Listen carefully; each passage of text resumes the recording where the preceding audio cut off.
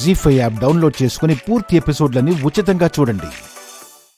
చెప్పు ప్రసాద్, పోలీసులకి కంప్లైంట్ చేసి హర్ష అంతా సర్వనాశనం చేశాడు.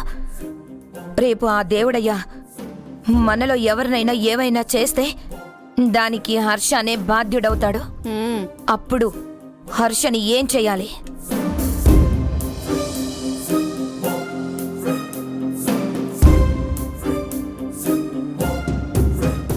వాడికి నాకు ఏ సంబంధం లేదని ఆ దేవుడికి చెప్పేస్తాను. అవసరమైతే పెద్దబాబుని ఇంట్లోంచి బయటికి గెంటేస్తాను.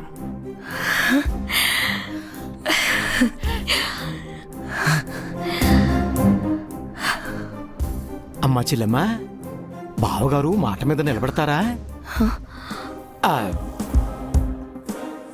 అంటే మీరు చెప్పే పరిస్థితి వస్తే హర్షతో పాటు దివ్య కూడా ఇంట్లోంచి వెళ్ళిపోతుందిగా.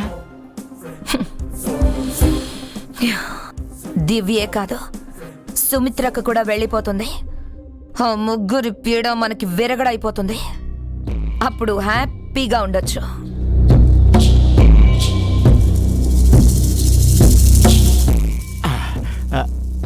అమ్మా, ఆ పరిస్థితి వస్తే బాగుంటుంది కదా చెల్లెమ్మ.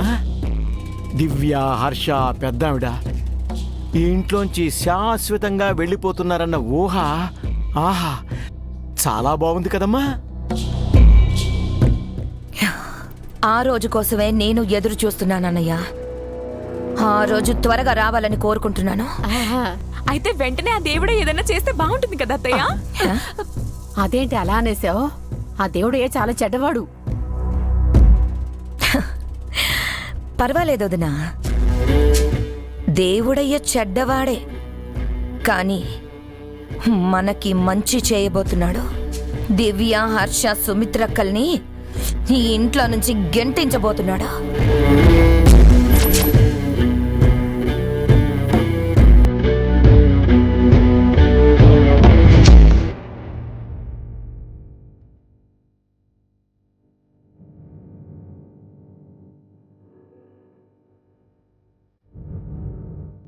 పోలీస్ కంప్లైంట్ ఇచ్చిన నిజాన్ని మావయ్య గారి ముందు మీరే అని ఎందుకు చెప్పారండి?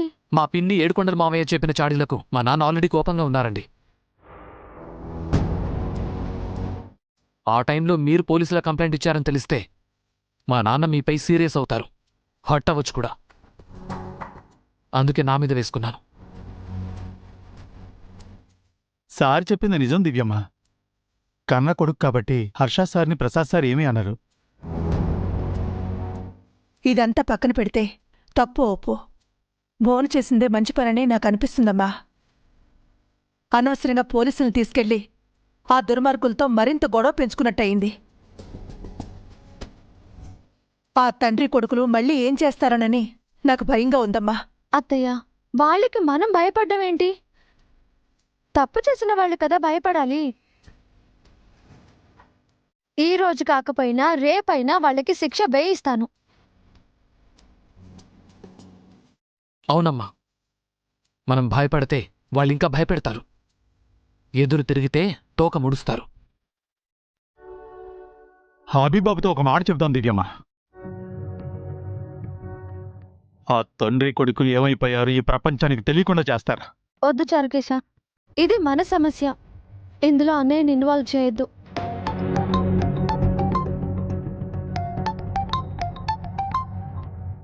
దేవుడయ్య కాల్ చేస్తున్నాడేంటి?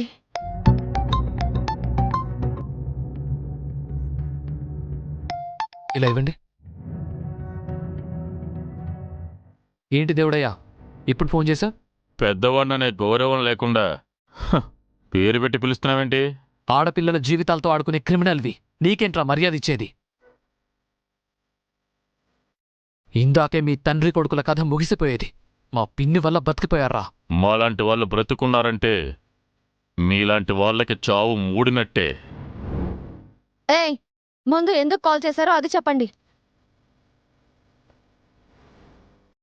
మీకు గుడ్ న్యూస్ చెప్పడానికి చేశా. మీలాంటి చెడ్డవాళ్ళు కూడా మంచి న్యూస్ చెప్తారా? మంచి మాకు, చెడు మీకు. మమ్మల్ని జైలుకు పంపిస్తావన్నారు కదా, అందుకే మీకో బంపర్ ఆఫర్ ఇవ్వబోతున్నాం.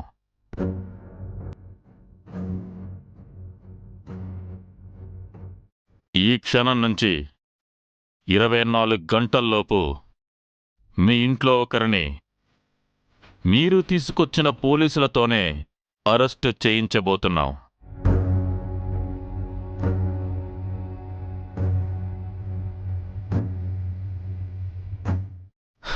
అది కూడా నాన్ బెయిలబుల్ వారెంట్తో.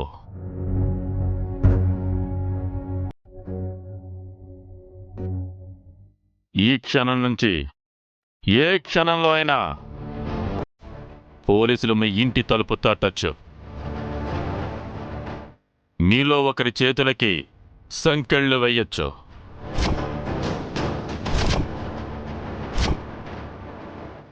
అవసరమైతే అటు నుంచి అటే జైలుకు కూడా పంపొచ్చు. ఈ న్యూస్ మీకు ముందే ఎందుకు చెబుతున్నానంటే మీరు జాగ్రత్త పడతారని కాదు, భయపడతారని కాదు. మేమంటే ఏంటో మీకు తెలియాలని చెప్తున్నాను.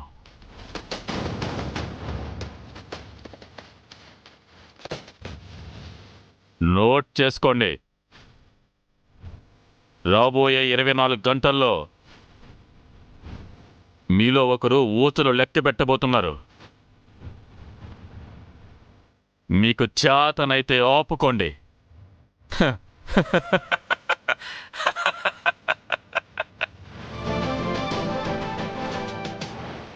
All the best.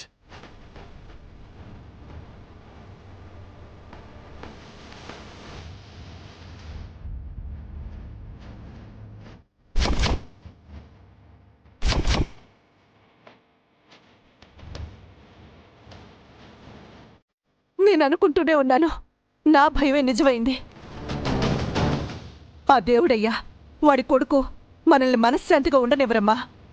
ఈ 24 గంటల్లో ఎవరికి ఏం జరుగుతుందనని భయంగా ఉంది. భయపడకండి అత్తయ్య. ఇంటికి పోలీసులు వచ్చి అరెస్ట్ చేయాలంటే ఇంట్లో ఎవరైనా క్రైమ్ చేసి ఉండాలి, లేదా మనలో ఎవరైనా తప్పు చేసి ఉండాలి. అలా అని ఎందుకు అనుకోవాలి దివ్య గారు? చెయ్యని తప్పు కూడా పోలీసులు మనల్ని అరెస్ట్ చేయొచ్చు కదా. అవును దివ్యమ్మ, దేవుడయ్య లాంటి దుర్మార్గులు తలుచుకుంటే తప్పుడు కేసులో దొంగ సాక్ష్యాలు పుట్టించడం ఎంతసేపు? లేదు, అంత ఈజీగా వాళ్ళు మనల్ని ఫ్రేమ్ చేయలేరు. మనలో ఎవరైనా అజాగ్రత్తగా ఉంటేనే ఇరుక్కునే ఛాన్సెస్ ఉంటాయి. సో అందరం జాగ్రత్తగా ఉండాలి. మనం జాగ్రత్తగానే ఉంటామండి, కానీ మిగతా వాళ్ళు మనం చెప్తే వినరు కదా. అవునమ్మా, మనం ఎడ్డమంటే వాళ్ళు తెడ్డమంటారు. మనం వాళ్ళకి ఏం చెప్పి ఒప్పించాలి? అసలు ప్రమాదం ఏ రకంగా ఏ రూపంలో ఎటువైపు నుంచి వస్తుందో తెలియకుండా ఎలా జాగ్రత్త పడడం దివ్యమ్మా? దేవుడయ్యే ఏదో ప్లాన్ చేసుంటాడు. అదేంటో కనుక్కొని నాన్న పిన్ని దీపులను హెచ్చరించాలి.